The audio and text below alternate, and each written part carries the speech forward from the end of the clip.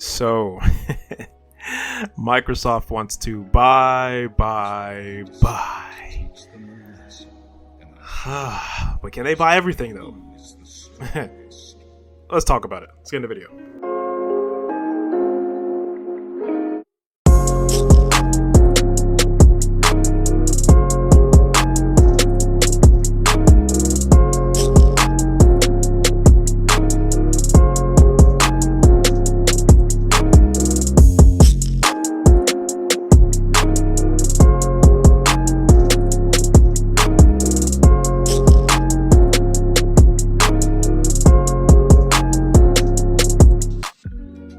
Alright, what's going on, guys? I'm back. I'm just here making another video for you guys.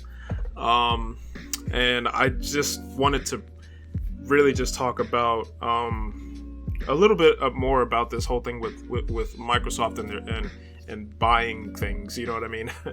I'm going to touch on the acquisition a little bit, but not too much. I'm not really trying to get into the actual acquisition, their most recent one. But what I really want to talk about in this video is just the fact that Microsoft has a very, very robust history of just buying things, buying companies, buying these studios, because they bought other studios and then closed them down and all this kind of stuff, right?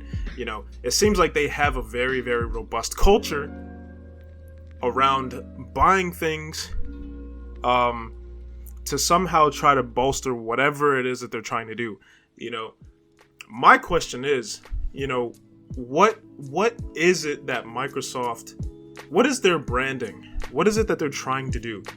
Because when you think about Microsoft, you have to wonder. It's like, well, what is it that they actually want? What is their branding? What is their identity? What is their focus? Because when you really look at what they do, it seems that they don't have much of an identity for what it is that they're trying to do, because they're trying to reach everybody. Oh, we want all gamers to play games wherever they want, and it's like, that's not really an identity. Like it's too broad is what it is. And when you look at Sony and Nintendo, right? Sony, their branding is, they have quality games, premium products, single player story-driven style games, right? Nintendo, they have family-friendly, fun, cute games and stuff like that, right? Microsoft, what do they have? You can't even say multiplayer because it's like multiplayer. The multiplayer games that they do have are not, are either, played out or are not as good as what they used to be. You know what I'm saying? Like Halo is just not as good as it used to be. You can't say, there's no arguing that. You know what I'm saying? Forza and some of these other games, debatable, right? So my thing is I'm looking at all of this, right? And I'm noticing that Microsoft doesn't really have much of an identity for what it is that they're trying to do. So what is it that they're actually doing, right? So when I look at this acquisition, which is now I'm going to go into the acquisition, it seems like what they're trying to do is buy the IP. They're trying to buy IP. They're trying to buy Call of Duty. They're trying to buy, StarCraft and World of Warcraft and all of these other games, right?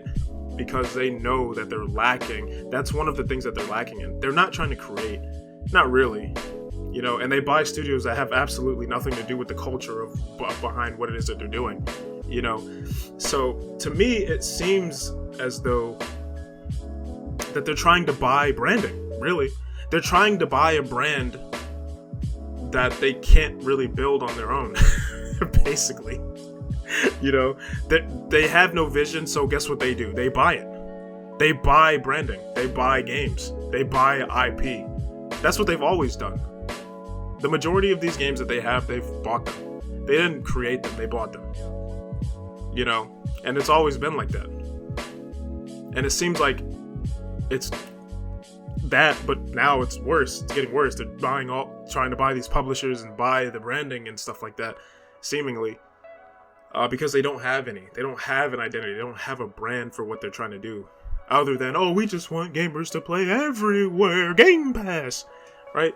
It doesn't work like that, man. You can't chase two rabbits and expect to catch them both. You chase two rabbits, you catch nothing. You know, so you need to have a focus on what you're doing.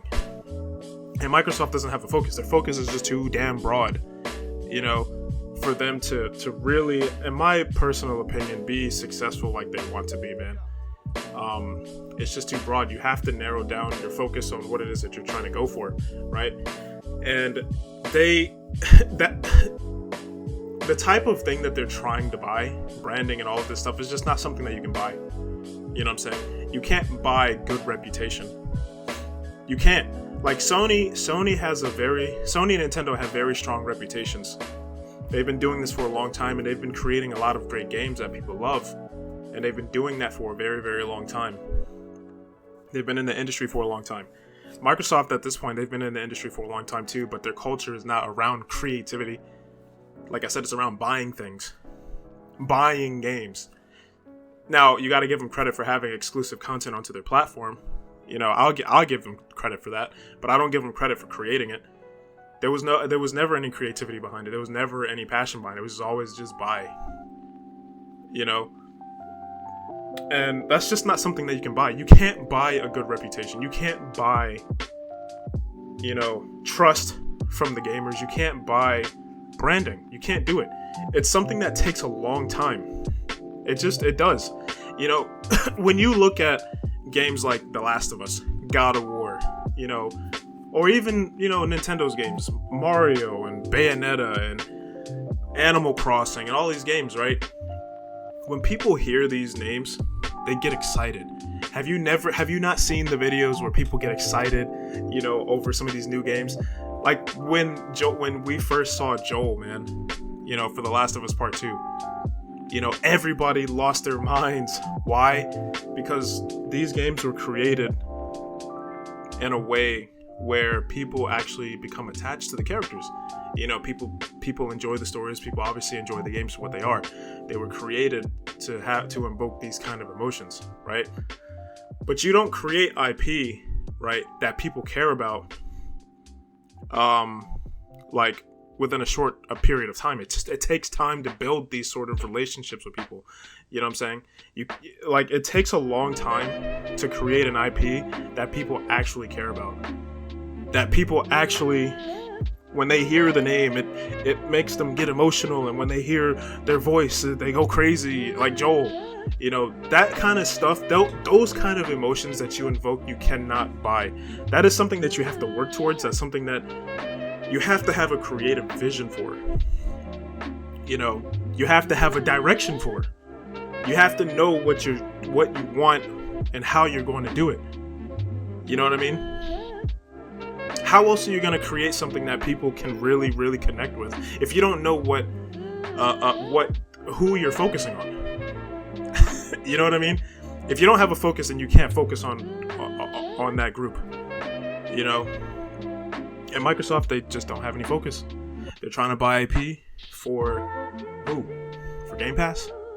That's why people don't care about their games. And that's why they're in the predicament that they are, because they don't understand that it just takes a long fucking time to create games that people care about, man. It takes a long time to do that, and it takes creativity, it takes vision, and that's just something that they gotta work on. But that was pretty much it. That was my little rant on that. I don't really have much else to say about that topic.